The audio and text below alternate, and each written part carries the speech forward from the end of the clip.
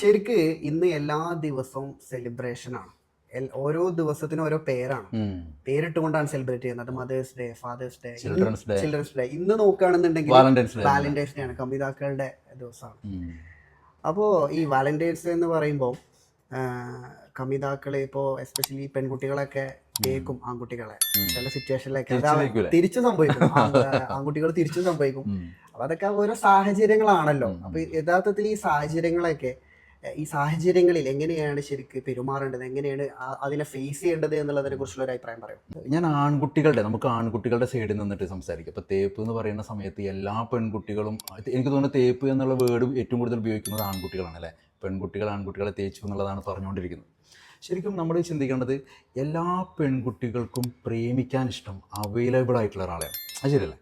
Available ആയിട്ടുള്ള ആളാണ്. Available എന്ന് പറഞ്ഞാൽ എപ്പോഴും ഫോണിൽ വിളിച്ചാൽ കിട്ടണം. രാത്രി ഉറങ്ങുന്നതിന് തൊട്ട് മുമ്പ് അയാളായിരിക്കണം സംസാരിക്കേണ്ടത്. എണീറ്റ് കഴിഞ്ഞാൽ ആദ്യത്തെ കോള്, ആദ്യത്തെ മെസ്സേജ്, അങ്ങനെ എല്ലാ കാര്യങ്ങളിലും ഒരു പ്രയോറിറ്റി നൽകണമെങ്കിൽ അവൻ അവൈലബിൾ ആയിരിക്കും.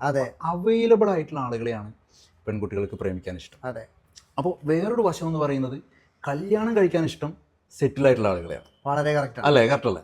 അപ്പോൾ അവൈലബിൾ ആയിട്ടുള്ള ഒരാൾ സെറ്റിൽ ആവില്ലല്ലോ. കാരണം അവൈലബിൾ ആയിട്ടുള്ള വെറുതെ നടക്കുകയായിരിക്കുമല്ലോ.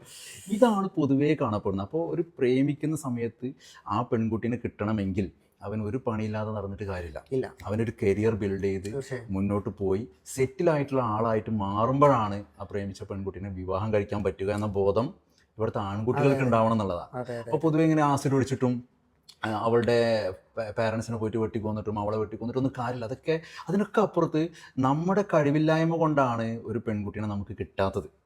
അങ്ങനെ ഒരു പെൺകുട്ടീനെ ആൺകുട്ടീനെ തേച്ചിട്ടുണ്ടെങ്കിൽ ആ ആൺകുട്ടിയുടെ കഴിവില്ലായ്മയാണ്. അപ്പോൾ ആൺകുട്ടി എന്ത് ചെയ്യണം? അയാളുടെ സ്കില്ല് കൂട്ടണം, അയാൾ ഇമ്പ്രൂവ് ആകണം, അയാൾ കരിയറിൽ വലിയ രീതിയിൽ മെച്ചപ്പെടണം. അപ്പോൾ അവൈലബിൾ ആയിട്ട് നിന്ന് കഴിഞ്ഞാൽ പ്രേമിക്കാൻ മാത്രമേ കഴിയുള്ളൂ.